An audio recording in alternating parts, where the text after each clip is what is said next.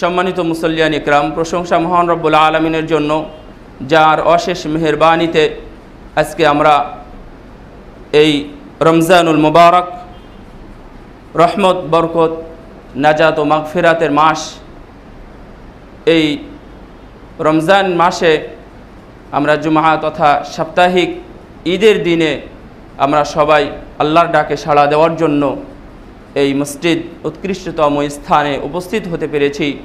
যে রব্বুল আলামিন আমাদেরকে এখানে আসার, খুতবা শোনা এবং খুতবা দেওয়ার তৌফিক দিয়েছেন, তার দরবারে শুকরিয়া তান বলি আলহামদুলিল্লাহ। দরুদ ও সালাম বর্ষিত হোক মানবতার মুক্তির দূত মুহাম্মদুর রাসূলুল্লাহ সাল্লাল্লাহু আলাইহি ওয়াসাল্লামের প্রতি। খুতবার সংক্ষিপ্ত সময়ে আজকে যে বিষয়টি নিয়ে আলোচনা করব, লাইলাতুল কদরের সাথেই সম্পৃক্ত, তা হচ্ছে তওবা এবং ইস্তিগফার। ইনশাআল্লাহ, ওমা তৌফিকি ইল্লা বিল্লাহ আলাইহি তাওয়াক্কালতু ওয়া ইলাইহি উনীব। যেহেতু রমজানের শেষ দশকে আমরা হাজির হয়ে গেছি, এই জন্যই আমরা আল্লাহর শুকরিয়া আদায় করতে পারি আলহামদুলিল্লাহ। কেন, একটু লক্ষ্য করে দেখেন, গত বছর আপনি নিয়াত করেছিলেন যে রমজান মাসে আমি এই ইবাদত করব, আমি এইভাবে আল্লাহর কাছে ক্ষমা নেওয়ার জন্য কান্নাকাটি করব, আমি এতগুলো অর্থ দান করব বা খরচ করব, এতগুলো মানুষকে ইফতার করাবো। কিন্তু গত বছর সেই সুযোগ হয়ে ওঠেনি, ব্যস্ততার কারণে অথবা অসুস্থতার কারণে, যে কারণেই হোক আল্লাহ রাব্বুল আলামিন দেননি। গত বছর আপনার সাথে আরও অনেকেই নিয়াত করেছিল, কিন্তু তারা আজকে দুনিয়াতে নেই। আবার দুনিয়াতে থাকলে তাদের সুযোগ নেই, হয়তো হাসপাতালের বেডে পড়ে আছে। কিন্তু আল্লাহ রাব্বুল আলামিন আমাদেরকে মহান এক সুযোগ করে দিয়েছেন এই রমজানুল মুবারক মাসে অবস্থানের। এটা হচ্ছে প্রথম। দ্বিতীয়ত, রমজানে অবস্থান করতেছি কিন্তু হাসপাতালের বেডে পড়ে নেই যে আমি রমজান রোজা অবস্থায়, সিয়াম অবস্থায় আছি। আল্লাহ রাব্বুল আলামিনের কাছে কিছু চাইলে ইনশাআল্লাহ আল্লাহ রাব্বুল আলামিন শুনবেন। এ বিষয়টি লক্ষ্য রেখে লাইলাতুল কদর সম্পর্কে দুটি কথা বলেই মূল বিষয়বস্তুর দিকে আগাবো ইনশাআল্লাহ। লাইলাতুল কদর কি, এর ফজিলত কি, কোরআনে নাজিলকৃত সূরা কদরটা পড়লেই, অর্থ করলেই আমরা বুঝতে পারি, তেমন ব্যাখ্যা করার প্রয়োজন হয় না। আল্লাহ রাব্বুল আলামিন বলছেন, বিসমিল্লাহির রহমানির রহিম, ইন্না আনজালনাহু ফি লাইলাতিল কদর ওয়া মা আদরাকা মা লাইলাতুল কদর লাইলাতুল কদরি খায়রুম মিন আলফি শাহর। আল্লাহ রাব্বুল আলামিন বললেন, আমি এই কুরআনকে নাজিল করেছি কদরের রাত্রিতে।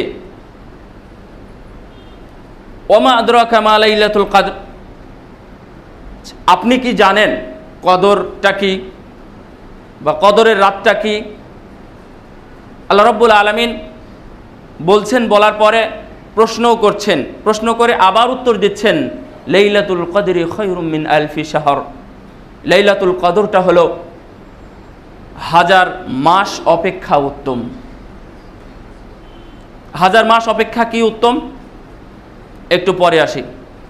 তানাজ্জালুল মালাইকাতু ওয়ার রূহ, তানাজ্জালুল মালাইকাতু ওয়ার রূহ, এই রাত্রিতে, রাত্রির বৈশিষ্ট্য, এই রাত্রিতে ফেরেশতা অবতীর্ণ হয়,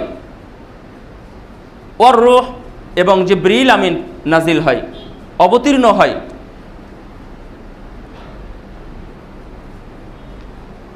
বিইذনি রাব্বিহিম মিন কুল্লি সালাম হিয়া হাত্তা মাতলাইল ফজর, অবতীর্ণ হতে থাকে অবিরত ধারায়, বিরামহীন, বিরতিহীন শান্তি বর্ষিত হতে থাকে, এবং একবারে সেটা ফজর পর্যন্ত, মাতলাইল ফজর অর্থাৎ ফজরের আজান পর্যন্ত সেটা বর্ষণ হতে থাকে।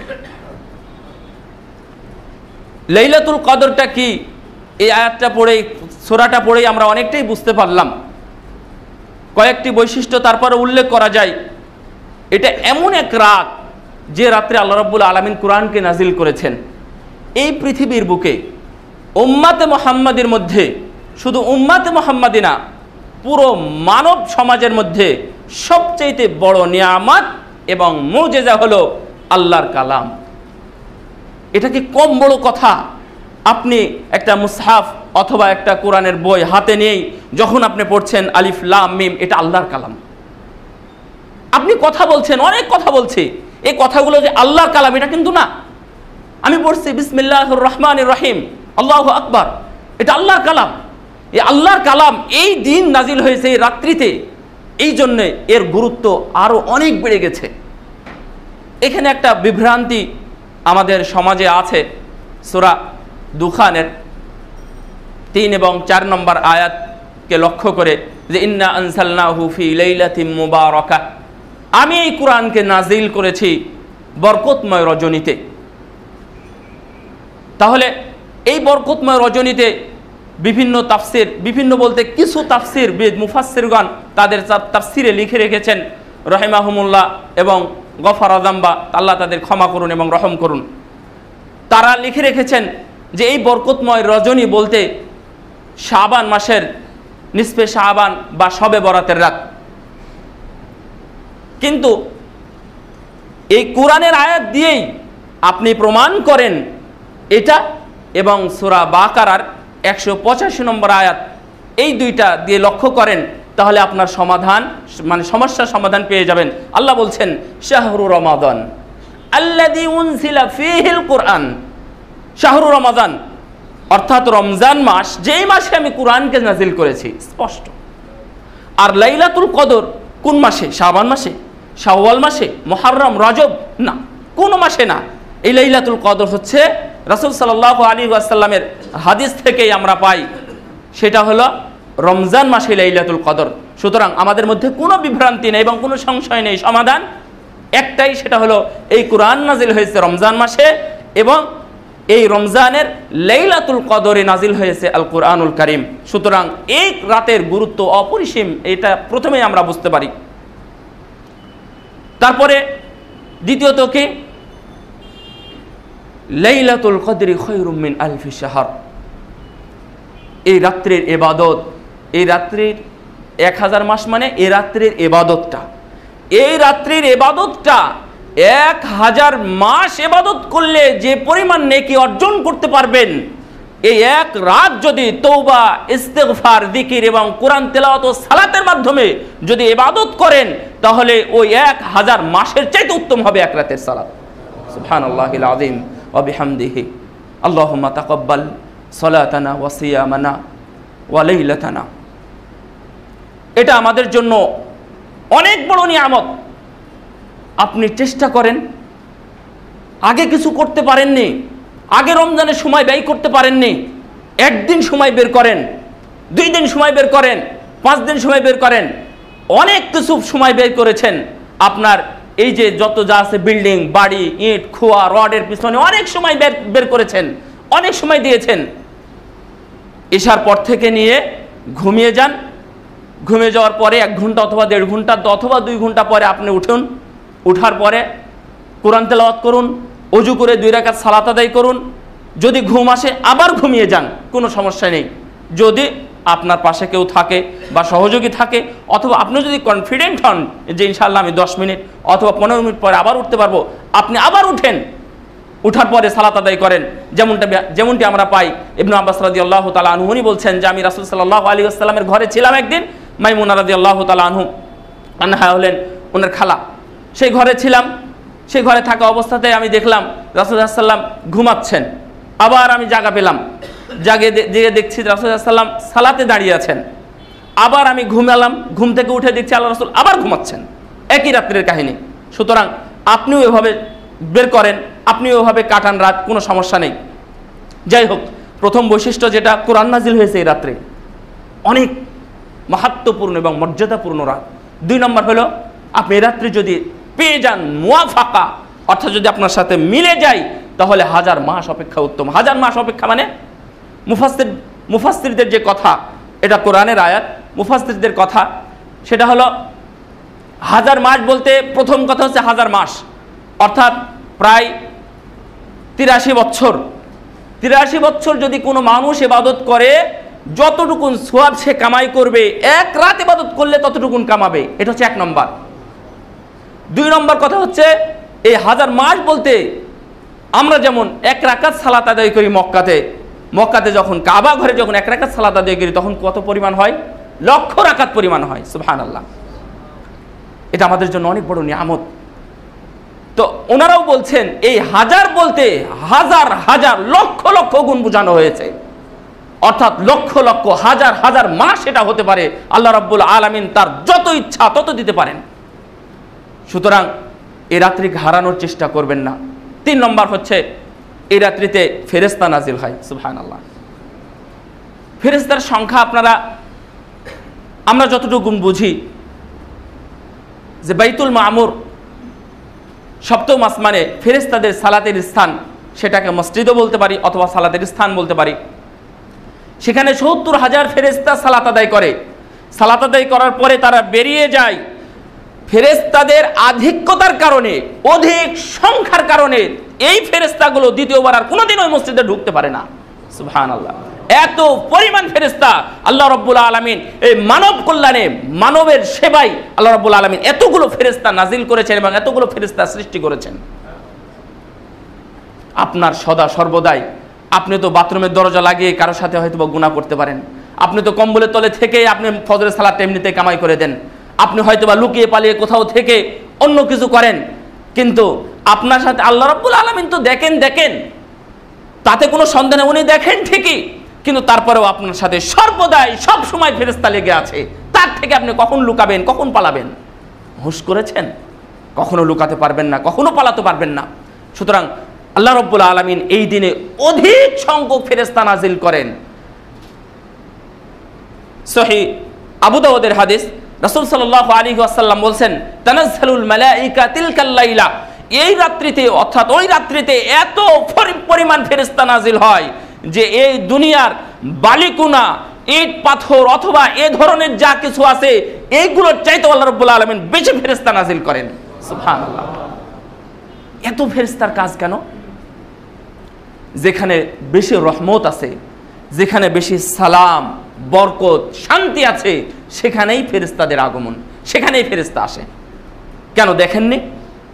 আপনি যদি এখানে বসে সালাত আদায়ের পরে যদি আপনি বসে থাকেন, রাসূল সাল্লাল্লাহু আলাইহি ওয়াসাল্লাম বলছেন ওই মুসল্লি যতক্ষণ ওখানে বসে থাকবে ততক্ষণ ফেরেশতারা বলতেই থাকবে, আল্লাহ তুমি তাকে ক্ষমা করো, আল্লাহ তুমি তাকে ক্ষমা করো, আল্লাহ তুমি তাকে ক্ষমা করো। বুঝতে পেরেছেন? সালাত আদায়ের পরেই মাশাআল্লাহ আমাদের দ্বিতীয় প্রথম কাজ হচ্ছে সালাম ফিরে উঠে দৌড় দেওয়া। কিন্তু এই যে ফেরেশতাদের দোয়া কত সহজ। ফেরেশতারা আপনার জন্য সবসময় দোয়া করবে। এখানে বসে থাকবেন তাহলে দোয়া করবে। যদি আপনি জিকির মিন্স মানে কোরআনের আলোচনা করবেন, হাদিসের আলোচনা করবেন, যখন আলোচনা করবেন তখন খফাতুহুমুল মালাইকা, তখন ফেরেশতারা আপনাদেরকে ঘিরে ধরবে এবং দেখবেন যে উপর দিয়ে তারা বিছিয়ে আছে, উপর দিয়ে আপনাদেরকে ঢেকে রেখেছে, চাদুয়ার মতো দিয়ে আপনাদেরকে ঢেকে রেখেছে এরকমভাবে বসে থাকার কারণে। এটা হচ্ছে ফেরেশতা নাজিল।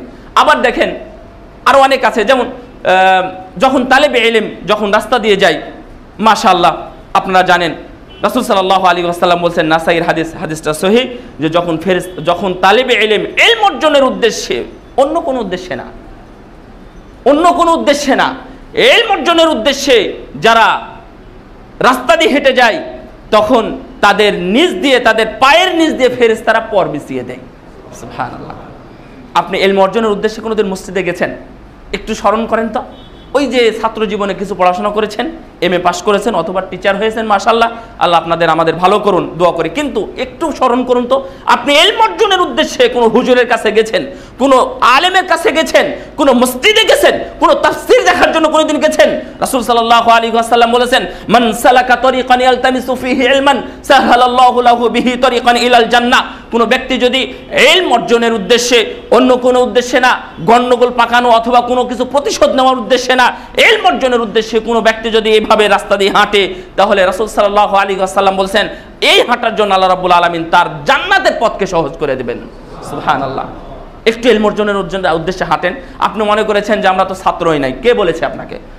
কবর পর্যন্ত আপনি শিখতে থাকুন। অনেকেই কোরআন জানে না, এখন বলছে বাবা আমি তো বৃদ্ধ হয়ে গেছি, ইন্নালিল্লাহ, আমি বৃদ্ধ হয়ে গেছি, আমার উচ্চারণ হয় না, আমি পারি না, ইত্যাদি কথা, অনেক কথা বলেছে। যাই হোক, আমি চলে যাচ্ছিলাম। সুতরাং ইলম অর্জনের উদ্দেশ্যে হাঁটলেও ফেরেশতারা আসে, পর বিছিয়ে দেয়, ফেরেশতারা নাজিল হয় এভাবে। শেষে রাসূলের হাদিস 3 নম্বর। 4 নম্বরে আমরা রাসূলের হাদিসে যাই। রাসূল সাল্লাল্লাহু আলাইহি ওয়াসাল্লাম বলছেন, মান কামা, আবু হুরায়রা রাদিয়াল্লাহু তাআলা আনহু থেকে বর্ণিত, সহিহ বুখারী এবং মুসলিমের হাদিস, মান কামা লাইলাতুল কদরি ঈমানান ওয়া ইহতিসাবা গুফিরা লাহু মা তাকদ্দামা মিন যামবিহি। কোন ব্যক্তি যদি ঈমানের সাথে এবং সওয়াবের আশায় যদি লাইলাতুল কদর পার করে, লাইলাতুল কদর মুআফাকা, লাইলাতুল কদরের সাথে তার যদি মিলে যায়, তাহলে তার পূর্বের সকল গুনাহ আল্লাহ রাব্বুল আলামিন ক্ষমা করে দেন। সুবহানাল্লাহি ওয়া বিহামদিহি। আর কি চাই, আর কি চাই বলুন? আল্লাহ রাব্বুল আলামিন আমাদেরকে লাইলাতুল কদরে এত কিছু দিচ্ছে।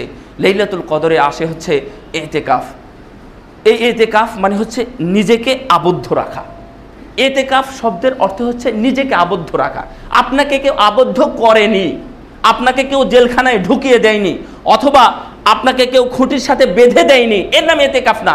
আপনি ইচ্ছা করে সব কিছু, দুনিয়ার সব কিছু ত্যাগ করে মসজিদে, জামে মসজিদ হতে হবে, জুমআ মসজিদে আপনি এসে আবদ্ধ থেকেছেন, এক কোণাতে বসে আছেন, শুধুমাত্র জিকির, ইস্তিগফার, তওবা, কোরআন তেলাওয়াত এবং সালাত। জিকির, জিকির আপনারা জানেন, যে কোনো জিকির বলতে যে কোনো আল্লাহকে ডাকা, লা ইলাহা ইল্লাল্লাহ বলা, ইস্তিগফার করা, তওবা করা ইত্যাদি কিছু বোঝায় জিকির। 2 নম্বর হচ্ছে ইস্তিগফার করা, অধিক হারে ইস্তিগফার করতে হবে। এর নাম যারা মুতাকিফ, যারা ইতিকাফ করবেন তাদের উদ্দেশ্যে বলছি, অধিকার ইস্তিগফার করতে হবে। আস্তাগফিরুল্লাহ, আস্তাগফিরুল্লাহ, আল্লাহ আস্তাগফিরুল্লাহ আল্লাযী লা ইলাহা ইল্লা হুয়াল হাইয়ুল কাইয়্যুম ওয়া আতুবু ইলাইহি ইত্যাদি যেগুলো আছে সেগুলো পড়তে হবে। 2 নম্বর। 3 নম্বর হচ্ছে তওবা, আল্লাহর কাছে তওবা করতে হবে, যে ইস্তিগফার এবং তওবা সম্পর্কে আমি আলোচনা করব ইনশাআল্লাহ। 3 নম্বর। 4 নম্বর হচ্ছে দোয়া, অধিকারে দোয়া করতে হবে। যেভাবে আল্লাহ রাব্বুল আলামিন শুনবেন, অথবা যেভাবে আল্লাহ রাব্বুল আলামিনকে খুশি করা যায় সেভাবে দোয়া করতে হবে। কোরআন তেলাওয়াত এবং সালাত, এই 4-5টা বিষয় নিয়ে হচ্ছে ইতিকাফ। ইতিকাফে এসে মাশাআল্লাহ শোনা যায় আল্লাহ তাদের অবস্থার পরিবর্তন বা সংশোধন করুন, যে ইতিকাফে এসে একটা সঙ্গী পেয়েছে মাশাআল্লাহ, একটা মোবাইলে কোথায় কোন বাড়ি হচ্ছে, কোথায় কোন ফসল লাগবে, কোথায় কি কোন জমিতে সার দিতে হবে, অথবা ছাদ ঢালাইয়ের কি অবস্থা, রডটা ওখান থেকে এসেছে কিনা, মোবাইল আলাপ করছেন। ইন্নালিল্লাহ, কি সর্বনাশ! আপনি ইতিকাফে এসেছেন, আবদ্ধ করেছেন এই জন্য, তাহলে বাইরে চলে যান। ইতিকাফের অর্থ এটা নয়। একান্ত যেটা আপনার প্রয়োজন এটা করলেন না, এটা আপনি যদি না করেন হয়তোবা ক্ষতিগ্রস্ত হওয়ার সম্ভাবনা আছে। এই ধরনের দিনে একটা কিছু অনুমতি দেওয়া যায়, যদিও মোবাইল বন্ধ রাখাটাই হচ্ছে উত্তম, মোবাইল আপনার কাছে না থাকাটাই উত্তম যদি কোনো কাজ। কারণ এখান থেকে মানুষ ইতিকাফ দূরে কেউ করে না, সাধারণত তার মহল্লার মসজিদে তথা তার মহল্লার যেটা জুমা মসজিদ সেখানে করে থাকে। তাহলে আপনি এতগুলো কাজ নিয়ে ইতিকাফে ঢুকেছেন কেন? যদি এতগুলো কাজ থেকেই থাকে তাহলে বাইরেই থাকেন, ইতিকাফে ঢুকার দরকার নেই। ইতিকাফে বসে অনেকেই বিভিন্ন ধরনের কথাবার্তা বলা শুরু করেন, দুনিয়াবি কিছু আলাপ আলোচনা করেন, অথবা দুনিয়াবি আলাপ না হলেও দুইজনের মধ্যে এত কথাবার্তা হয়, ইতিকাফে যে জন্য ঢুকেছেন ইতিকাফের উদ্দেশ্যই আপনি বানচাল করে ফেলে দেন। সুতরাং যারা ইতিকাফে এখানে আছেন, ভবিষ্যতে যারা বসবেন, অথবা আপনার মসজিদে যারা বসে আছে, তারা যা কিছু করতেছে তাদেরকে হেদায়েতের জন্য আমি এই কথাটুকুন উল্লেখ করলাম। এই হচ্ছে লাইলাতুল কদর এবং লাইলাতুল কদরের ইতিকাফ। এখানে একটু কথা বলে দিই। লাইলাতুল কদর, রাসূল সাল্লাল্লাহু আলাইহি ওয়াসাল্লাম, আয়েশা রাদিয়াল্লাহু তাআলা আনহা বলছেন, ইযা দাখালাল আশরু কানা ইয়াজতাহিদু আন্না রাসূলুল্লাহ সাল্লাল্লাহু আলাইহি ওয়াসাল্লাম কানা ইয়াজতাহিদু ফিল আশরিল আওয়াখির মা লা ইয়াজতাহিদু ফি গায়রিহি। রাসূল সাল্লাল্লাহু আলাইহি ওয়াসাল্লাম যখন এই শেষ দশক আগমন করে তখন এত পরিমাণ পরিশ্রম করতেন যে পরিশ্রম অন্য কোনো সময় করতেন না। তাহলে উনিকে লিয়াগফির লাকাল্লাহু মা তাকদ্দামা মিন যামবিকা ওয়া মা তাআখার, আল্লাহ রাব্বুল আলামিন তার সম্পর্কে সার্টিফিকেট দিয়ে দিয়েছেন, শাহাদত দিয়ে দিয়েছেন এই বলে, হে নবী আমি আপনার আগের এবং পরের গুনাহ, আজ থেকে নিয়ে আগে যতগুলো গুনাহ করেছেন যদি করে থাকেন তাহলে আমি সেই গুনাহগুলো ক্ষমা করে দিলাম, আজ থেকে নিয়ে মৃত্যু পর্যন্ত, শেষ পর্যন্ত যদি কোনো গুনাহ করে থাকেন আমি সেটাও মাফ করে দিলাম। সুবহানাল্লাহ। সেই নবী মুহাম্মদ সাল্লাল্লাহু আলাইহি ওয়াসাল্লাম, যার পূর্বে কেউ তো যাবেই না, যার সুপারিশ ছাড়াও কোনো নবী রাসূল এবং কোনো মানুষ জান্নাতে যেতে পারবে না, সেই নবী মুহাম্মদ সাল্লাল্লাহু আলাইহি ওয়াসাল্লামের সম্পর্কে আয়েশা রাদিয়াল্লাহু তাআলা আনহা বলছেন, কানা ইজতাহিদু ফিল আশরিল আওয়াখির মা লা ইজতাহিদু গায়রা, আল্লাহু আকবার ফি গায়রি। রাসূল সাল্লাল্লাহু আলাইহি ওয়াসাল্লাম এই শেষ দশকে এত পরিমাণ পরিশ্রম করতেন। পরিশ্রম মানে ওই বাজার ঘাট করতে যেতেন, বাচ্চাদের পোশাক কিনতে যেতেন। মাশাআল্লাহ, এখন তো শেষ দশক আসা মানেই হচ্ছে বাজারে যাওয়া, শেষ দশক আসা মানেই হচ্ছে ঈদের পোশাক কিনা, শেষ দশক আসা মানেই হচ্ছে বিভিন্ন কিছু কাজের, শেষ দশক আসা মানেই হচ্ছে কোথায় টাকার উৎস আছে, কোথায় টাকা পাওয়া যাবে, এই নিয়ে হচ্ছে আমরা ব্যস্ত থাকি। শেষ দশক মানে শেষ দশককে আমরা এভাবে মূল্যায়ন করেছি। খবরদার, শেষ দশককে এভাবে মূল্যায়ন করা না। শেষ দশককে ইবাদত বন্দিকে দিয়ে, কোরআন তেলাওয়াত দিয়ে, জিকির দিয়ে এবং রাত্রে সালাত আদায় করে একে মূল্যায়ন করতে হবে। এর নাম হচ্ছে পরিশ্রম।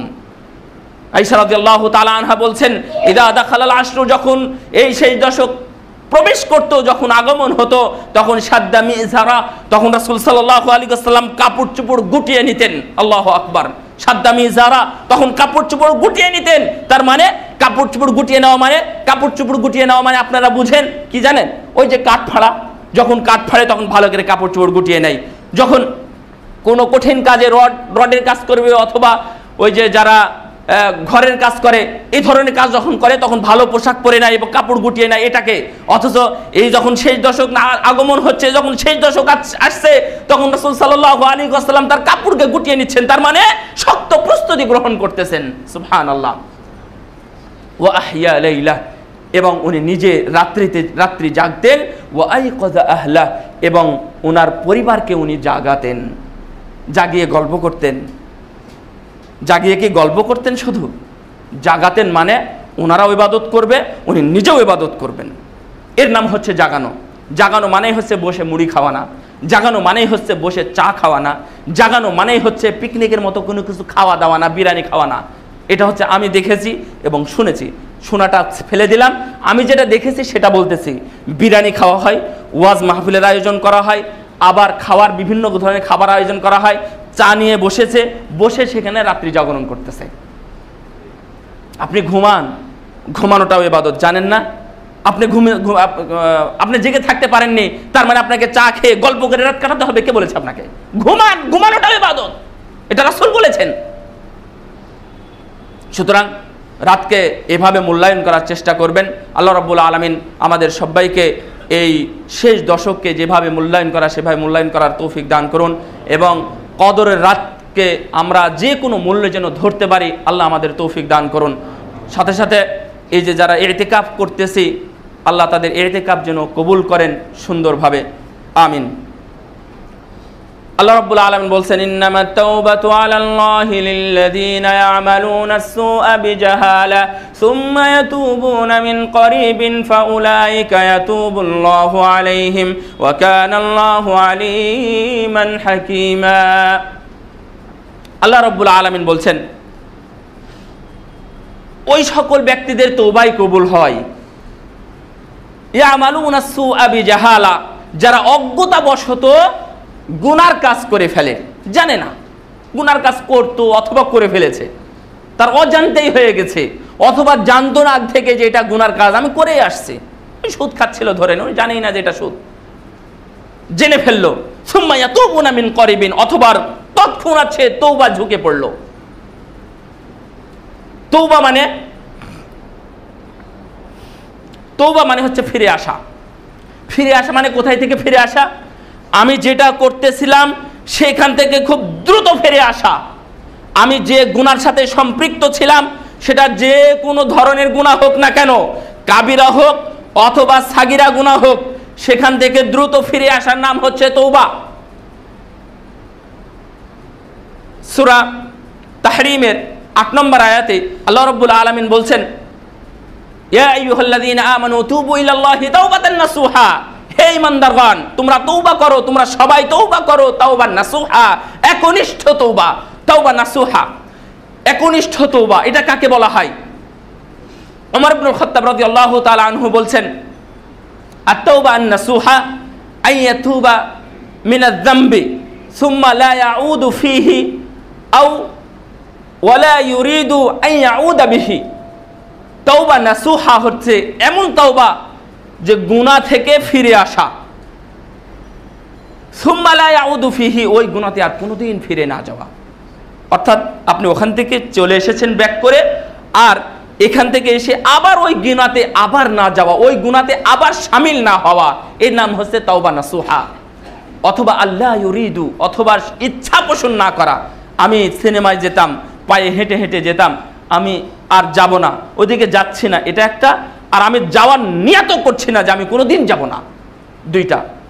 ইবনু আব্বাস রাদিয়াল্লাহু তাআলা আনহু বলছেন আত-তাওবা আন-নাসুহা এর অর্থ হচ্ছে আন-নাদামু বিল কলব, অন্তরে অধিক হারে অনুশোচনা করা। ইস, আমি কি করে ফেললাম, মনে হয় সর্বনাশ হয়ে গেছে ইত্যাদি। অন্তরে খুবই অনুশোচনা করা, অন্তরে খুব বেশি বেশি বিষয়টা খেয়াল করা। আমি মনে হয় এটা অনেক বড় কিছু করে ফেলেছি, অনেক বড় পাপ করে ফেলেছি, এর নাম হচ্ছে অনুশোচনা। আন-নাদামু বিল কলব, অন্তরে বেশি বেশি করে অনুশোচনা করা। এবং আল ইকলা বিল বাদান, আপনার বডির মাধ্যমে, আপনার অঙ্গ প্রত্যঙ্গের মাধ্যমে কিছু প্রকাশ করা, তার মানে কিছু ভালো কাজ করা। কেন? আল্লাহ রাব্বুল আলামিন বলছেন ইন্নাল হাসানাতি ইযহিবিনাস সাইয়্যাত, নিশ্চয় ভালো কাজগুলো খারাপ কাজগুলোকে মিটিয়ে দেয়। আপনি গুনাহ করেছিলেন, 2 টাকা দান করেছেন, ভালো কাজ, এই ভালো কাজের বিনিময়ে ওই গুনাহটা মিটে যাবে, শেষ হয়ে যাবে। ইন্নাল হাসানাত ইযহিবিনাস সাইয়্যাত, আল্লাহ রাব্বুল আলামিন উনি নিজেই বলছেন নিশ্চয়ই তোমাদের এই ভালো কাজগুলো ওই খারাপ কাজগুলোকে মিটিয়ে দিবে, নিশ্চিহ্ন করে দিবে। এই জন্য আপনার অঙ্গ প্রত্যঙ্গের মাধ্যমে আল্লাহ রাব্বুল আলামিনকে স্মরণ করা, মানে সালাত আদায় করা, অথবা আপনার জিহ্বা দিয়ে ইস্তেগফার করা, অথবা মানুষকে দান করা, অথবা ভালো কাজের সাথে সম্পৃক্ত হওয়া, এই কাজগুলো করা, এর নাম হচ্ছে তাওবা আন-নাসুহা ইত্যাদি। সুতরাং এটা হচ্ছে তাওবা নাসুহা। তাওবা আন-নাসুহা করতে হবে। যে আয়াতটি পড়ছিলাম সূরা নিসার 17 নম্বর আয়াতে আল্লাহ রাব্বুল আলামিন বলছেন ওই সকল ব্যক্তিদের তওবা কবুল হয় যারা গুনাহ করার পরেই তারা আল্লাহর দরবারে ফিরে যায় এবং তওবা করে যে আমি গুনাহ করেছি, আমাকে তুমি মাফ করো, আমি বুঝতে পারিনি, আমি জানতাম না ইত্যাদি বলে যারা আল্লাহর কাছে ক্ষমা চায়, আল্লাহ রাব্বুল আলামিন তাদেরকে ক্ষমা করবেন। ফাউলাইকা ইয়াতুবুল্লাহু আলাইহিম ওয়া কানাল্লাহু আলিমান হাকিমা। তাহলে এটা হচ্ছে একটা বোঝা গেল যে কাদের তওবা আল্লাহ রাব্বুল আলামিন কবুল করেন। পরের আয়াতটা দেখেন 18 নম্বর আয়াতে ওয়ালাইসাতিত তাওবাতু লিল্লাযিনা ইয়ামালুনাস সাইয়্যাত, ওই সকল ব্যক্তিদের তওবা আল্লাহর দরবারে কবুল হয় না, আল্লাহ রাব্বুল আলামিন গ্রহণ করেন না। ইয়ামালুনাস সাইয়্যাত, যারা একাধারে বিরতিহীনভাবে যারা খারাপ কাজ করতেই আছে এমত অবস্থায় ইযা হাদারা আহাদাহুমুল মাউত, যখনই তাদের মৃত্যু, এই কাজ করতে আছে, ওই গুনাহের জারি একটা করে দিয়েছে বাড়িতে। অনেকেই আমার পরিচিত এবং আমার জানা, তাই বলতেছে আর কি, একজন হাজী সাহেব, হাজী আব্দুল গফুর সাহেব, আমি তার জন্য দোয়া করি আল্লাহ যেন তাকে মাফ করেন। আমার বাড়ি রাজশাহী বাঘা থানা, আপনারা জানেন হয়তো বা, মুজাফফর বিন মুহসিন হচ্ছেন আমার বড় ভাই, আমি ছোট ভাই। তো বাঘাতে একটা সিনেমা হল হলো আমার সামনে, অর্থাৎ আমি খুব বুদ্ধিভাবে ভালোভাবে দেখেছি যখন আমি হেফজখানায় পড়ি। তখন শুনলাম এই সিনেমা হল হচ্ছে ওনার বাবার মাগফিরাতকে কামনা করে, আস্তাগফিরুল্লাহ, তার ছেলেরা করতেছে। ওনার বাবা মারা গেছেন, তার বাবার মাগফিরাতের জন্য জনকল্যাণমূলক কাজ, সে সংজ্ঞা বুঝেছে জনকল্যাণ, জনগণের যেটা কল্যাণ হয়, জনগণ যেটাকে ভালো মনে করে, ভালোবাসে, সেই কাজটা আমি করে দিলাম, আমার বাপকে মাফ করে দেবে। এই গুনাহে জারি করে রেখেছেন। হাত্তা ইযা হাদারা আহাদাহুমুল মাউত, ঠিক ওই মুহূর্তে আপনার মৃত্যু এসে হাজির হয়েছে, তখন বলছেন ইন্নী তুবতুল আন, আল্লাহ আমি এখন তোমার কাছে তওবা করতেছি। আস্তাগফিরুল্লাহ। ওয়ালাইসাতিত তাওবা, আল্লাহ বলছেন যে তোমার তওবা নাই। কার তওবা এরকম অবস্থায় হয়েছিল বলতে পারেন কেউ নাম? যাক, মাশাআল্লাহ, অনেকেই জানেন। ফেরাউনও ঠিক এই সময় তওবা করেছিল, কিন্তু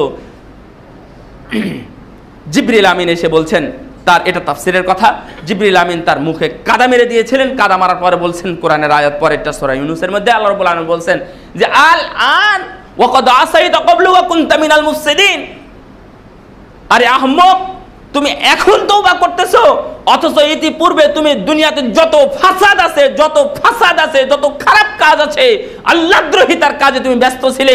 আজকে তুমি মারা যাচ্ছ, আজকে তুমি বলছো আমানতু বিরব্বি হারুন ওয়া মূসা, আমি হারুন এবং মূসা আলাইহিস সালাম তথা মূসার রবের প্রতি আমি ঈমান আনলাম। তার তওবা কবুল হয়নি। আপনি যখন অসুস্থ হয়ে গেছেন, তখন আপনার ছেলে হুজুরের কাছে গিয়ে বলছেন যে হুজুর, আমার বাবা তো কথা বলতেছে না, আমার বাবার ঠিক এরকম অবস্থা হয়েছে, এখন কি করা যায়? হুজুর বলে দিলেন যে আচ্ছা ঠিক আছে, তুমি অমুক জায়গায় দান করো, অমুক এতিমখানায় কিছু দাও, মানুষকে কিছু ইফতারি করাও, অমুক জায়গাতে কিছু জমি আছে, জমিগুলো মসজিদ এবং মাদ্রাসার নামে দাও। আপনি কিছু জানলেই না, হার্ট অ্যাটাক করেছেন অথবা স্ট্রোক করেছেন, স্ট্রোক করে অবস্থাতেই দুনিয়া থেকে চলে গেলেন, আপনার আর কিছুই করার ক্ষমতা থাকলো না। আল্লাহ রাব্বুল আলামিন বলছেন, আপনারা আবার নিরাশ হবেন না, আমি আরো কথা বলবো। এমত অবস্থায় আল্লাহ রাব্বুল আলামিন বলছেন যে তোমার তওবা নেই, সুতরাং সাবধান থাকবেন, এর পূর্বেই আমাদেরকে তওবা করে নিতে হবে। রাসূল সাল্লাল্লাহু আলাইহি ওয়াসাল্লাম বলছেন, ইন্নী লা আস্তাগফিরুল্লাহ ওয়া আতুবু ইলাইহি ফিল ইয়াউমি আকসারা মিন 70 মাররা। আবু হুরায়রা রাদিয়াল্লাহু তাআলা আনহু থেকে বর্ণিত, তিনি বলেন রাসূল সাল্লাল্লাহু আলাইহি ওয়াসাল্লাম বলেছেন, আমি প্রতিদিন 70 বারের বেশি আল্লাহর কাছে আমি তওবা করি। আল্লাহে, রাসূল সাল্লাল্লাহু আলাইহি ওয়াসাল্লাম বলছেন, আল্লাহে, আল্লাহর কসম, ইন্নী লা আস্তাগফিরুল্লাহ ওয়া আতুবু ইলাইহি ফিল ইয়াউমি আকসারা মিন 70 মাররা, আমি আল্লাহর কসম করে বলছি, প্রতিদিন আমি 70 বারের বেশি আল্লাহর কাছে আমি ক্ষমা চাই, ইস্তেগফার করি। রাসূল সাল্লাল্লাহু আলাইহি ওয়াসাল্লাম বলেছেন।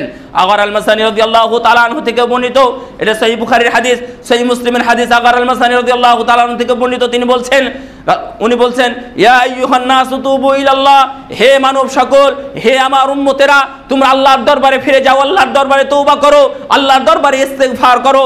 আল্লাহি ইন্নী লা আস্তাগফিরুল্লাহ ওয়া আতুবু ইলাইহি ফিল ইয়াউমি মিআতা মাররা, আল্লাহর কসম করে বলছি, আমি প্রতিদিন আল্লাহর দরবারে 100 বার করে তওবা করি।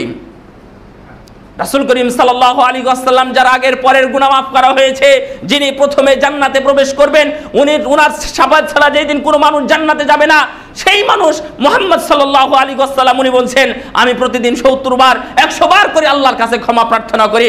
একটু লক্ষ্য করুন, তাহলে আমাদের কিভাবে আল্লাহর কাছে ক্ষমা চাওয়া উচিত, কতবার ইস্তেগফার করা উচিত। রাসূল সাল্লাল্লাহু আলাইহি ওয়াসাল্লাম বলছেন, আল্লাযী নাফসি বিয়াদিহি লাউ লাম তাযনুবু লাযাহাবাল্লাহু বিকুম লাজা ওয়া লাজা বিকৌমিন ইউযনিবুনা ফায়াস্তাগফিরুনাল্লাহা ফায়াগফির লাহুম। সহিহ মুসলিমের হাদিস। আবু হুরায়রা রাদিয়াল্লাহু তাআলা আনহু থেকে বর্ণিত, উনি বলছেন, হে আমার উম্মত, তোমরা শুনে রাখো, লাউ লাম তাযনুবু, তোমরা যদি গুনাহ না করতে, এই হাদিসের আগের একটা হাদিস অনুবাদ করে নে। আনাস রাদিয়াল্লাহু তাআলা আনহু থেকে বর্ণিত, ইবনে মাজাহ এবং সহিহ তিরমিজিতে আছে, উনি বলছেন, কুল্লু বানি আদামা খাত্তাউন ওয়া খায়রুল খাত্তাইনা আত-তাওয়াবুন, পৃথিবীর যত মানুষ আছে, আদম সন্তান বলতে যাদেরকে বোঝানো হয়, পৃথিবীর যত মানুষ আছে সব মানুষ হচ্ছে পাপী। ওয়া খায়রুল খাত্তাইনা আত-তাওয়াবুন, আর এর মধ্যে উত্তম তারাই যারা আল্লাহর কাছে তওবা করে, ইস্তেগফার করে। তাহলে আমরা যে পাপী, এর সার্টিফিকেট আমরা পেয়ে গেছি, কিন্তু এই পাপীদের মধ্যে থেকে কারা উত্তম? ওই পাপী উত্তম। আল্লাহ রাসূল বলছেন, খায়রুল খাত্তাইন, ওই পাপীরা উত্তম, ওই গুনাহগারেরা উত্তম। তাহলে গুনাহগারেরা উত্তম হচ্ছে কেন? আত-তাওয়াবিন, যদি আমি তওবা করি তাহলে আমি সর্বোত্তম ব্যক্তি হব। পাপীদের মধ্যে থেকে আমি নিজেও পাপী, কিন্তু আমি উত্তম ব্যক্তি হব তওবা করার কারণে। এই জন্য আমরা সবাই পাপ করব না এমনটা না, পাপ হতেই পারে না এমনটা না। মুসা আলাইহিস সালাম উনি গ্রামে ঢুকলেন, ঢুকার পরে দেখছেন, সূরা কসাসের মধ্যে আছে, সরাসরি অনুবাদ বলছে আমি, ঢুকার পরে দেখছেন উনার দলের এক লোক আর অন্য বংশের আর এক লোক, দুইজন মিলে মারামারি করতেছে। তখন উনার দলের লোকটা ডাকলেন, ডাকার পরে বললেন যে দেখো মুসা, ও আমার উপর জুলুম করতেছে। মুসা আলাইহিস সালাম তার কাছে গেলেন, যাওয়ার পরে অপর লোকটাকে এভাবে ঘুষি মারলেন, চট দিলেন অথবা মার দিলেন। মার দেওয়ার সাথে সাথে লোকটা মারা গেল। লোকটা মারা গেল। 20 পারার 8 নম্বর পৃষ্ঠায় আছে, দেখে নেবেন, সুন্দর, 6 নম্বর পৃষ্ঠায়। তো গুনাহ যে কোনো মানুষ করবে এবং প্রায় সকল মানুষ গুনাহ করবে রাসূল সাল্লাল্লাহু আলাইহি ওয়াসাল্লামের হাদিস অনুযায়ী। তাহলে গুনাহ করেই কি বসে থাকতে হবে? গুনাহ করে আল্লাহর কাছে ক্ষমা চাইতে হবে। আল্লাহ রাব্বুল আলামিন ইনশাআল্লাহ ক্ষমা করবেন, সবাইকে ক্ষমা করবেন, সব মানুষকে ক্ষমা করবেন যদি ক্ষমা চাওয়া হয়, যদি তওবা ইস্তেগফার করা হয়। দেখেন আল্লাহ রাব্বুল আলামিন বলছেন, কুল ইয়া ইবাদিয়াল্লাযীনা আসরাফু আলা আনফুসিহিম লা তাকনাতু মির রাহমাতিল্লাহ ইন্নাল্লাহা ইয়াগফিরুয যুনুবা জামিআ ইন্নাহু হুয়াল গফুরুর রহিম। আল্লাহ রাব্বুল আলামিন বলছেন, হে আমার ওই সকল বান্দারা যারা নিজেদের উপরে জুলুম করেছো, নিজেদের উপরে গুনাহ করে অত্যাচার করেছো, লা তাকনাতু মির রাহমাতিল্লাহ, তোমরা ভাবছো অনেক গুনাহ করে ফেলেছি, এত গুনাহ করেছি, এত করেছি, অনেক দিন সালাত আদায় করিনি, অনেক দিন সিয়াম পালন করা হয়নি, আমি তো অনেক গুনাহ করে ফেলেছি, এই গুনাহ ক্ষমা হবে কিভাবে? আল্লাহ রাব্বুল আলামিন ওই সকল বান্দাদের শুভ সংবাদ দিয়ে বলছেন, লা তাকনাতু মির রাহমাতিল্লাহ, তোমরা আল্লাহর রহমত থেকে নিরাশ হয়ো না। তার মানে আল্লাহ রাব্বুল আলামিন শুভ সংবাদ দিয়ে বলছেন, ইন্নাল্লাহা ইয়াগফিরুয যুনুবা জামিআ, কারণ নিশ্চয় আল্লাহ রাব্বুল আলামিন তোমাদের সকল গুনাহকে ক্ষমা করে দিবেন। জামিআ, সকল প্রকার গুনাহকে ক্ষমা করে দিবেন যদি আমরা তওবা করি। যদি তওবা না করি তাহলে এমনি কি ক্ষমা করবেন? এমনি ক্ষমা করবেন না। এমনি ক্ষমা করার যেটা ছোট্ট কৌশল আগে বললাম যে ইন্নাল হাসানাতি ইউযহিবুনাস সাইয়্যাত, অনেক পরিমাণ নেকি করতে হবে, কিন্তু সেই নেকিগুলোতে আপনার কাবিরা গুনাহগুলো ক্ষমা হবে কিনা এটা বোঝা যায় না। তবে তওবার কিছু শর্ত আছে, শর্তটা বলে দিই। তওবার 1 নম্বর শর্ত হচ্ছে ইখলাসের সাথে। ইখলাসের কথা কেন বললাম? দেখেন, ইখলাসবিহীন যে কোনো আমল আল্লাহর দরবারে কিভাবে কবুল হয় অথবা হয় না। নাসাইর হাদিসটা সহিহ। উমামা আল বাহিলি রাদিয়াল্লাহু তাআলা আনহু থেকে বর্ণিত, আন্না রাজুলান আতা ইলা নবী সাল্লাল্লাহু আলাইহি ওয়াসাল্লাম, একজন ব্যক্তি রাসূল সাল্লাল্লাহু আলাইহি ওয়াসাল্লামের কাছে আসলেন। আসার পরে বলছেন, আরাআইতা রাজুলান গাযা ইয়ালতামিসুল আজরা ওয়ায যিকরা, কোন যোদ্ধা, কোন মুজাহিদ যদি এই নিয়াতে যুদ্ধ করে যে আমি অনেক নেকি হাসিল করব এবং মানুষেরও কিছু সুনাম আমি হাসিল করব, মানুষও আমাকে যোদ্ধা বলবে, শহীদ হব বা ইত্যাদি আমাকে শহীদ বলবে, এই দুই নিয়াতে, নেকের নিয়াত ছিল কিন্তু, এবং আরেকটা নিয়াত হলো মানুষও আমাকে যোদ্ধা বলবে, এই নিয়াতে রাসূল সাল্লাল্লাহু আলাইহি ওয়াসাল্লাম বললেন, লা শাইআ লাহু, ওই যোদ্ধার জন্য কিছুই নাই। ফাআদাহা সালাসা মাররাত, এই কথাটা রাসূল সাল্লাল্লাহু আলাইহি ওয়াসাল্লাম বারবার এইভাবে বললেন, লা শাইআ লাহু, লা শাইআ লাহু, লা শাইআ লাহু, ওই ব্যক্তির জন্য কিছুই নাই, কিছুই নাই, কিছুই নাই। ইন্নাল্লাহা ইয়াকবালু মিনাল আমালি, ইন্নাল্লাহা লা ইয়াকবালু মিনাল আমালি ইল্লা মা কানা লাহু খালিসা। আল্লাহ রাব্বুল আলামিন ওই সকল আমলগুলো কবুল করেন না যে সকল আমলের মধ্যে ইখলাস থাকে না। আপনার ভিতরে যদি ইখলাস না থাকে তাহলে আপনি আজকে তওবা করতেছেন, কাল সকালে উঠে আবার চলে যাবেন।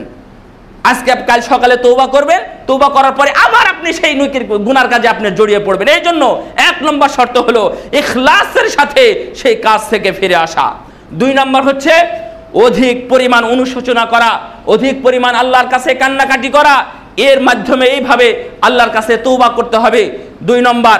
3 নম্বর হচ্ছে যদি মানুষের সাথে কোনো হক থেকে থাকে, মানুষের যদি কোনো অন্যায় করে থাকেন, মানুষের যদি কোনো জমি জায়গা নিয়ে থাকেন, অথবা মানুষের সাথে এমন কোনো অন্যায় করেছেন সে আপনার সারা জীবন রাগ করে থাকবে, কিয়ামতের দিনও সে আপনার সাথে প্রতিশোধ নেবে, এই ধরনের কাজ করে থাকলে তার কাছ থেকে ক্ষমা চেয়ে নিতে হবে। যে কোনো মূল্যে তার কাছে গিয়ে বলতে হবে যে ভাই, আমি অমুক দিন অমুক কাজটা করেছিলাম, আমি ভুল করেছি, আমাকে ক্ষমা করেন। যদি সে ক্ষমা না করে তাহলে সে যেন ক্ষমা করে, এই জন্য যা করতে হয় আপনি তাই কিছু করবেন, এরপরে আপনার ক্ষমা হবে, নইলে আপনার এই তওবা কোনো কাজে আসবে না। দেখেন, আমরা আজকে চা স্টলে বসে বিভিন্ন জনের গীবত, গিল্লা এবং তুহমতের সাথে আমরা আমাদের সময় কাটিয়ে দিচ্ছি। এটা হচ্ছে আমাদের মুখের কাজ। যখন আমার হাতে কলম আছে, হাতে কলম দিয়ে আমি আমার জমি জাল করে নিয়ে, অথবা আমার জমির সাথে বাড়িয়ে নিয়ে, অথবা একবারে চোখের উপরে সবার সামনে আমার শক্তি দিয়ে অমুকের জমি আমি দখল করে নিচ্ছি, দেখবেন রাসূল সাল্লাল্লাহু আলাইহি ওয়াসাল্লাম বলছেন, ফায়ুতাওয়াক্কু লাহু ইয়াউমাল কিয়ামাহ, আল্লাহ রাসূল ফায়ুতাওয়াক্কু লাহু ইয়াউমাল কিয়ামাতে মিন সাবঈ আরদিন। সহিহ বুখারী এবং মুসলিমের হাদিস, যায়েদ ইবনে খালিদ আল জুহানী রাদিয়াল্লাহু তাআলা আনহু থেকে বর্ণিত, যদি আপনি এভাবে মানুষের জমি অন্যায় করে নেন তাহলে কিয়ামতের দিন এই 7 তবক জমিন আপনার গলায় ঝুলিয়ে দেওয়া হবে। ইন্না লিল্লাহি ওয়া ইন্না ইলাইহি রাজিউন। সুতরাং যারা এই কাজের সাথে জড়িত, যারা এই ব্যবসার সাথে জড়িত, তারা সাবধান হন। একটু ভয় করুন কিয়ামতকে, একটু ভয় করুন কবরকে। আল্লাহ রাব্বুল আলামিন কাছে আপনি চান, তাহলে ইনশাআল্লাহ আল্লাহ আপনাকে দিবেন। অনেকে হয়তো আপনি রুজির ভয় করতেছেন, যদি আমি এই পথটা ছেড়ে দিই তাহলে আমার রুজি কোথায় পাবো? ওমর ইবনে খাত্তাব রাদিয়াল্লাহু তাআলা আনহু থেকে বর্ণিত, তিনি বলছেন, লাউ আন্নাকুম তাওয়াক্কালুনা আলাল্লাহি হাক্কা তাওয়াক্কুলিহি, রাসূল করিম সাল্লাল্লাহু আলাইহি ওয়াসাল্লাম বলছেন, তোমরা যদি আল্লাহর উপর যেভাবে ভরসা করার দরকার সেভাবে ভরসা করো, লারাযাকাকুম, আল্লাহ রাব্বুল আলামিন তোমাদেরকে অবশ্যই রিজিক দিবেন। কামা ইয়ারযুকুত তায়রা, যেমন ভাবে ওই পাখিকে আল্লাহ রাব্বুল আলামিন রিজিক দেন। তাকদু খিমাসান ওয়া তারুহু বিতানান, যখন সকালে বেরিয়ে যায় তখন তার পেট খালি করে বেরিয়ে যায় রুজির উদ্দেশ্যে। সে কোথায় অন্যায় অবিচার কোথাও কিছু করতে হয় না, আল্লাহ রাব্বুল আলামিন তার রিজিকের ব্যবস্থা করেছেন। আল্লাহ রাব্বুল আলামিন তোমারও রিজিকের ব্যবস্থা করবেন। সুতরাং আপনি মনে করবেন না যে আমি অন্যায় পথে চলতেছি, মানুষের কাছে ক্ষমা চাইবো কি করে, মানুষকে বলবো কি করে। এই ধরনের কয়েকটি শর্ত আপনাকে সামনে নিয়ে তারপর আল্লাহর দরবারে তওবা করতে হবে। দেখেন আল্লাহ রাব্বুল আলামিন যে কোনো ধর্ম, খবরদার আপনারা নিরাশ হবেন না, ভয় পাবেন না। আমরা যেন নিরাশ না হই, ভয় না পাই, হয়তো আল্লাহ ক্ষমা করবেন না। এত বড় গুনাহ আল্লাহ রাব্বুল আলামিন কিভাবে ক্ষমা করবেন? সহিহ তিরমিজির হাদিস, রাসূল করিম সাল্লাল্লাহু আলাইহি ওয়াসাল্লাম বলছেন, আল্লাহ রাব্বুল আলামিন বলেন, আল্লাহ রাব্বুল আলামিন বলেছেন,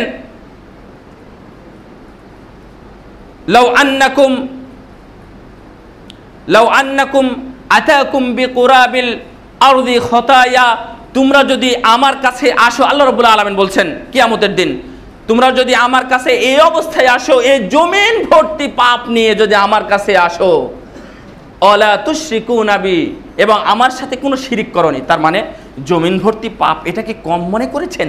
কত বড় পাপী হলে এটা হতে পারে? জমিন ভর্তি পাপ, এটা আল্লাহ রাব্বুল আলামিন নিজেই বলছেন যে তোমরা জমিন ভর্তি পাপ নিয়ে আমার কাছে এসেছো, তখন আমি তোমার কাছে লাতাইতুকুম বিকুরাবিহা মাগফিরাতান, তাহলে আমি এত পরিমাণ ক্ষমা নিয়ে আমি তোমার দরবারে হাজির হব। সুবহানাল্লাহ। তাহলে আপনারা ভয় করছেন কেন? কোনো ভয়ের কারণ নেই।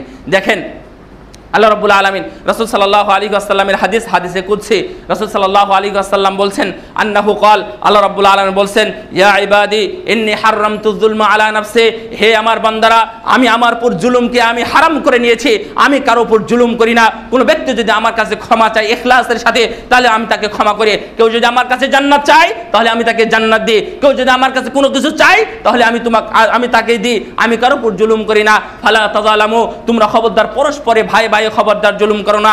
ইয়া ইবাদি কুল্লুকুম দাল্লুন ইল্লা মান হাদাইতুহু ফাস্তাহদুনি আহদিকুম, হে আমার বান্দারা, তোমরা সবাই হচ্ছে পথভ্রষ্ট। এটা রাসূলকেও বলা হয়েছে, ভয় পাবেন না।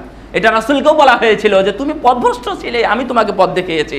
এটা এই জন্য বলছেন কুল্লুকুম দাল্লুন, পৃথিবীর যত মানুষ আছো তোমরা সবাই পথভ্রষ্ট, ইল্লা মান হাদাইতুহু, আমি যার উপর রহম করে যাকে হেদায়েত দিয়েছি কেবলমাত্র সেই হেদায়েত পায়। ফাস্তাহদুনি, সুতরাং ইহদিনাস সিরাতাল মুস্তাকিম, তোমরা আমার কাছে সঠিক পথ চাও, সিরাত মুস্তাকিম চাও, আমি তোমাদেরকে আহদিকুম, আমি তোমাদেরকে হেদায়েতের পথ বাতলিয়ে দেব।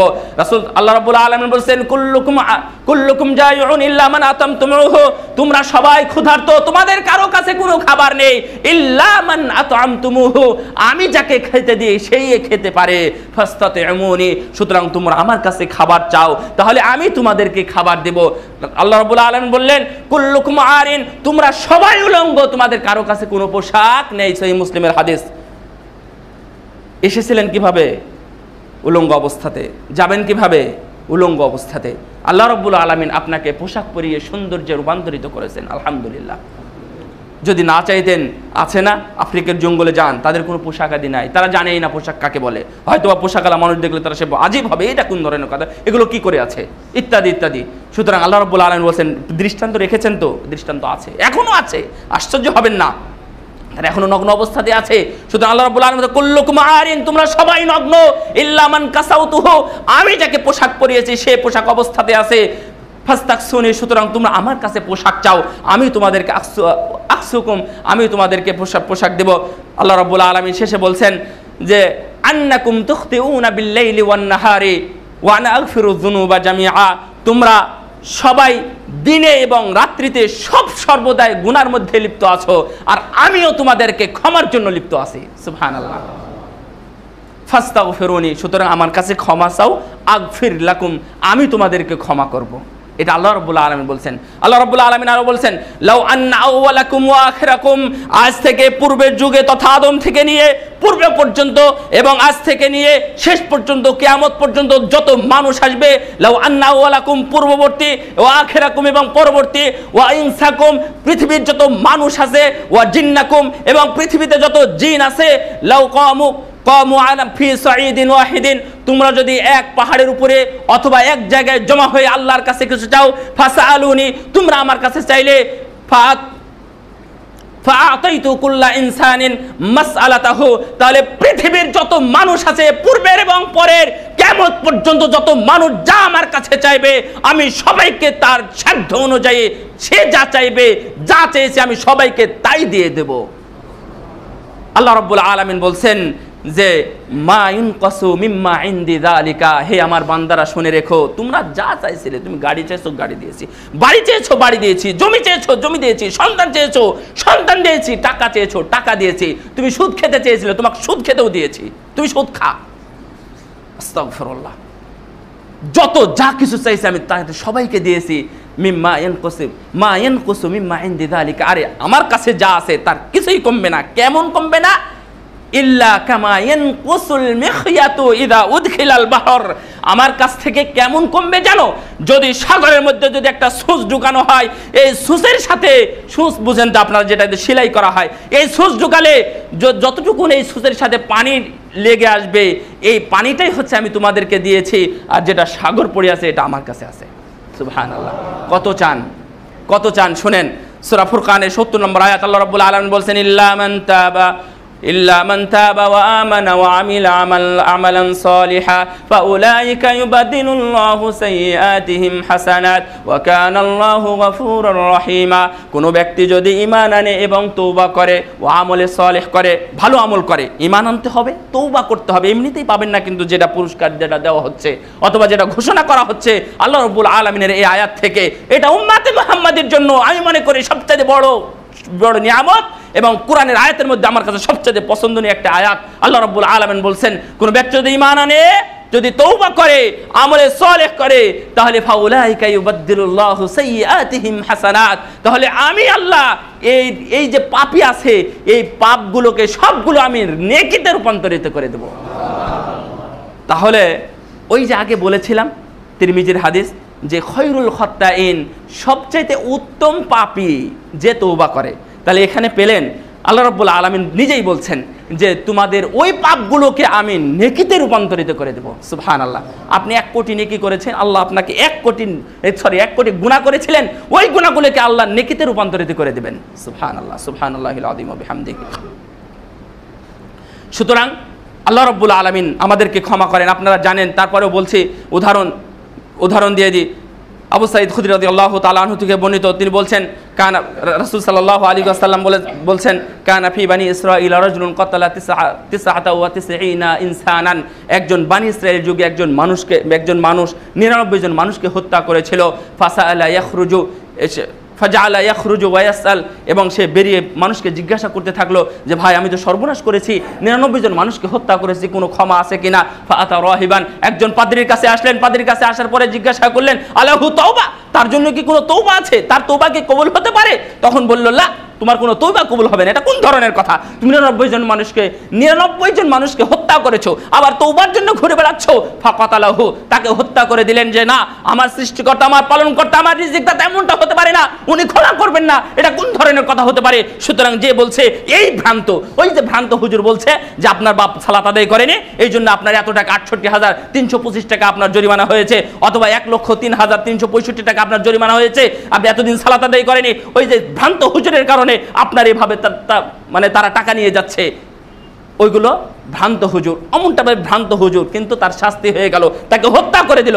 হত্যা করার পরে 100 পূর্ণ করলো, সে যাচ্ছিল, ফাকালা রাজুলুন ইতি ক্বরিয়াতা কাযা ওয়া কাযা, তুমি অমুক গ্রামে চলে যাও। একজন ব্যক্তি বলল, সে যাচ্ছিল, ফাআদরাকাহুল মাউত, এবং তার মৃত্যু ঘনিয়ে আসলো। ফাহানা বিসাদরিহি, মৃত্যুর সময় তার এই সামনের অংশটুকু অথবা মাথাটুকু অথবা বুকটুকু এইভাবে সে এগিয়ে দিতে চেয়েছিল, এগিয়ে দিল। ফাকতাসামাত ফিহি মালাইকাতুর রাহমাতি ওয়া মালাইকাতুল আযাবি, মারা গেছে, লাশ পড়ে আছে, তখন তার রূহটা কে নিয়ে যাবে এই নিয়ে দ্বন্দ্ব শুরু হয়ে গেল রহমতের ফেরেশতা এবং আযাবের ফেরেশতা।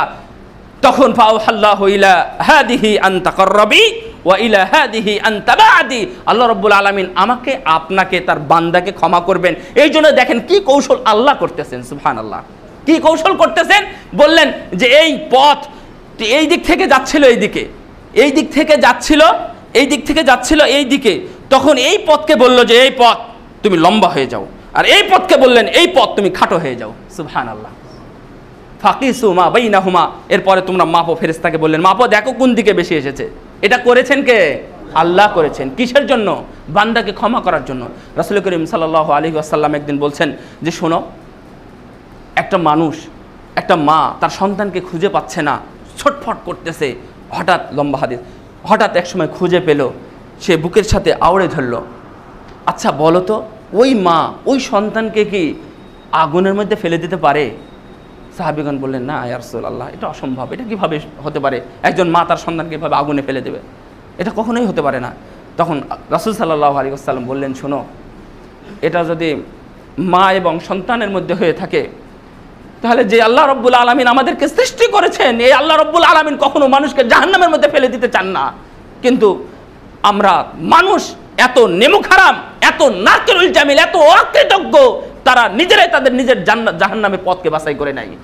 ওয়াল ইয়াযু বিল্লাহ। আল্লাহ আমাদের সেখান থেকে হেফাজত করুন, রক্ষা করুন, আমিন। সম্মানিত উপস্থিতি, খুতবার প্রায় শেষ প্রান্তে এসে গেছি। অনেক হাদিস আছে। আয়েশা রাদিয়াল্লাহু তাআলা আনহা বলছেন, যখন কোনো বান্দা বুঝতে পারে, ইদা তারাফা সুম্মা তাবা তাবাল্লাহু, সহিহ মুসলিমের হাদিস, কোনো বান্দা যদি বুঝতে পারে যে আমি পাপ করে ফেলেছি, একটু যদি অনুশোচনা করে, তাবাল্লাহ, আল্লাহ তার তওবা কবুল করে নেন। সুবহানাল্লাহ। সুতরাং ভয় পাবেন না, নিরাশ হবেন না। গুনাহ করেছি, তাতে কি হয়েছে?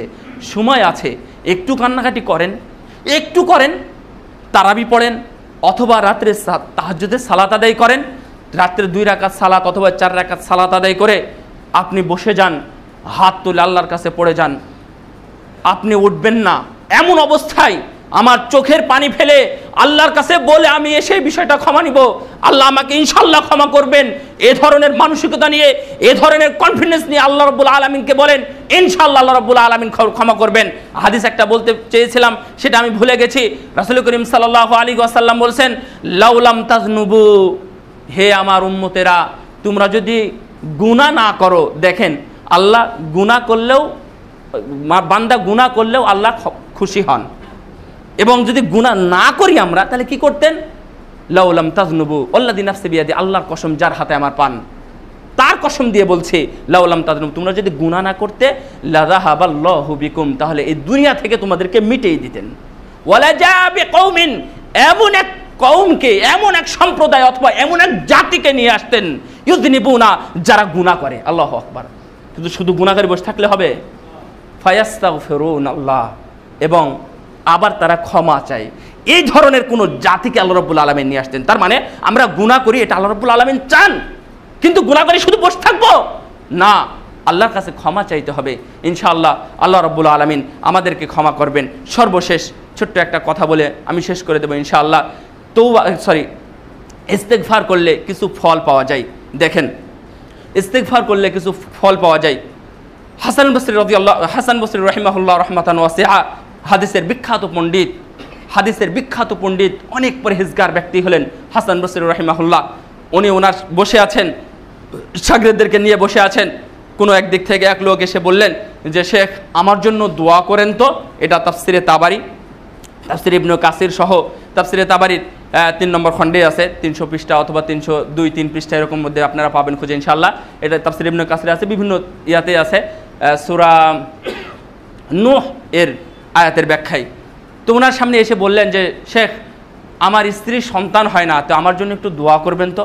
তখন উনি বললেন যে ঠিক আছে, তুমি ইস্তেগফার করো। ইস্তেগফার মানে আল্লাহর কাছে ইস্তেগফার, আস্তাগফিরুল্লাহ পড়ো। চলে গেলেন। আরেকজন আসলেন, আরেক দল আসলেন যে শেখ, আমাদের জন্য দোয়া করবেন তো, আমাদের এলাকায় বৃষ্টি হয় না, আমরা অনাবৃষ্টিতে ভুগতেছি। তখন উনি বললেন যে ঠিক আছে, তোমরা ইস্তেগফার করো। ওনাকেও তাই বললেন। আরেক দল আসলেন, উনিও বললেন যে শেখ, আমাদের বাগানে ফল হয় না অথবা জমিতে ফসল হয় না, তো আমাদের জন্য একটু দোয়া করবেন তো, যেন এগুলো হয়। 3-4টা নিয়ে এভাবে আসলেন। এবং অসুখের জন্য একজন আসলেন যে আমার দুরারোগ্য, ওই রোগ ভালো হতে চায় না, আমার জন্য একটু দোয়া করেন। তখন উনি বললেন যে তোমরা ইস্তেগফার করো। এটা হাসানুল বসরির কাহিনী বলতেছি আপনাদেরকে।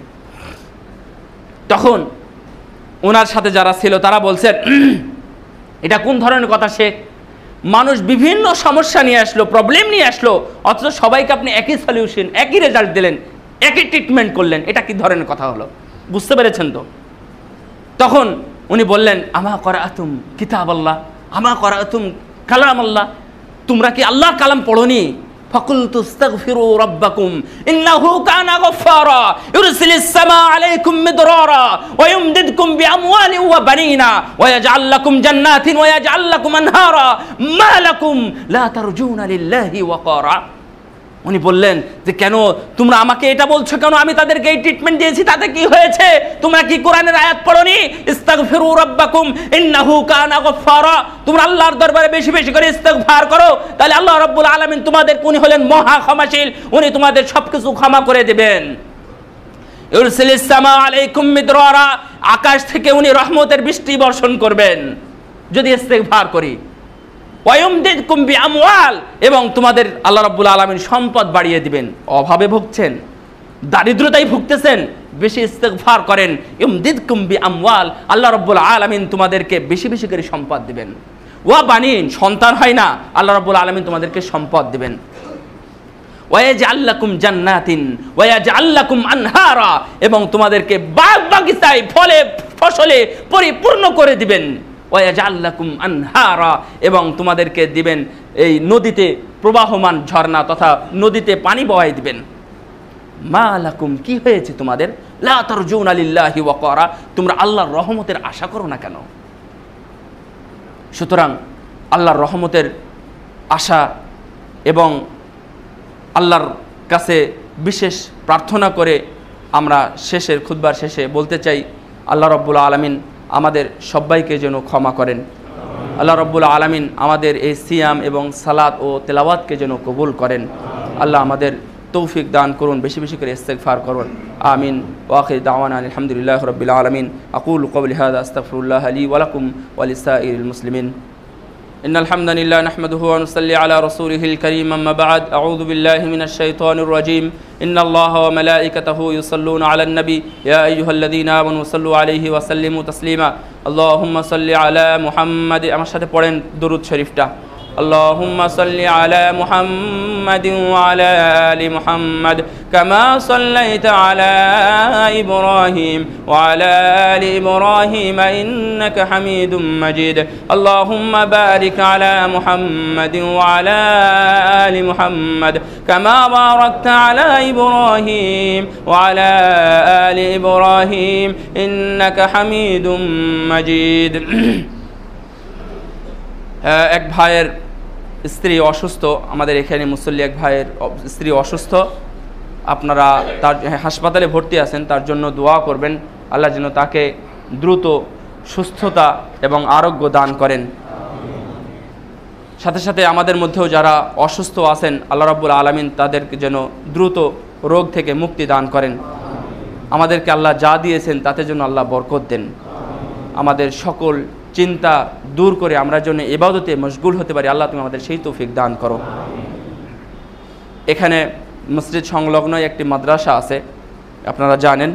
মাদ্রাসার বিষয়টা আপনারা অবশ্যই ভুলে যাবেন না। আপনাদের দান সাদকা জাকাত থেকে যে যতটুকুন পারেন সেভাবে সহযোগিতা করে মাদ্রাসা তথা ইসলামী শিক্ষাকে সমুন্নত করার অবশ্যই চেষ্টা করবেন। আরও যদি কোনো ভাই আপনাদের কাছে সাহায্য চাই, সাহায্যের হাত সব জায়গায় বাড়িয়ে দিবেন। যদি সেখানে হক প্রচার হয়, যদি বেদাআতের যদি কোনো পৃষ্ঠপোষকতা না থাকে, বেদাআত যদি বড় না হয়, শিরকের যদি জন্ম না হয়, তাহলে সেই সকল জায়গাতে আপনারা অবশ্যই দান করবেন। আল্লাহ আমাদের দান করার তৌফিক দান করুন। আমিন। রব্বানা আতিনা ফিদ দুনিয়া হাসানাতাও ওয়া ফিল আখিরাতি হাসানা ওয়া কিনা আযাবান নার। ربنا فاغفر لنا ذنوبنا وكفر عنا سيئاتنا وتوفنا مع الأبرار ربنا وآتنا ما وعدتنا على رسلك ولا تخزنا يوم القيامة إنك لا تخلف الميعاد اللهم أعز الإسلام والمسلمين واخذل الكفرة واليهود والنصارى والمشركين اللهم اغفر للمؤمنين والمؤمنات والمسلمين والمسلمات وألف بين قلوبهم وأصلح ذات بينهم وانصرهم على عدوك وعدوهم اللهم لعن الكفرة الذين يهود والنصارى والمشركين اللهم انصر من نصر دين محمد صلى الله عليه وسلم واجعلنا منهم واخذل من خذل دين محمد صلى الله عليه وسلم ولا تجعلنا منهم ربنا فاغفر لنا ذنوبنا وكفر عنا سيئاتنا وتوفنا مع الأبرار اللهم تقبل صلاتنا وصيامنا وتلاوتنا اللهم تقبل صلاتنا وصيامنا وتلاوتنا اللهم اغفر لنا ذنوبنا وارحمنا وأنت خير الراحمين اللهم انصرنا وأنت خير الناصرين اللهم انصر من نصر دين محمد صلى الله عليه وسلم واجعلنا منهم اللهم انصر عبادك المستضعفين اللهم انصر عبادك المستضعفين في مسلمين اللهم انصر عبادك المسلمين اللهم انصر عبادك المستضعفين والمظلومين في كل مكان اللهم انصر المستضعفين في كل مكان اللهم انصر الإسلام والمسلمين اللهم انصر المجاهدين في سبيلك في كل مكان اللهم انصر المجاهدين في أراكان اللهم انصر المجاهدين في فلسطين اللهم انصر المجاهدين في العراق وفي أفغان وفي يمن وفي كل مكان ربنا تقبل منا إنك أنت السميع العليم وتب علينا إنك أنت التواب الرحيم سبحانك اللهم ربنا وبحمدك اللهم اغفر لي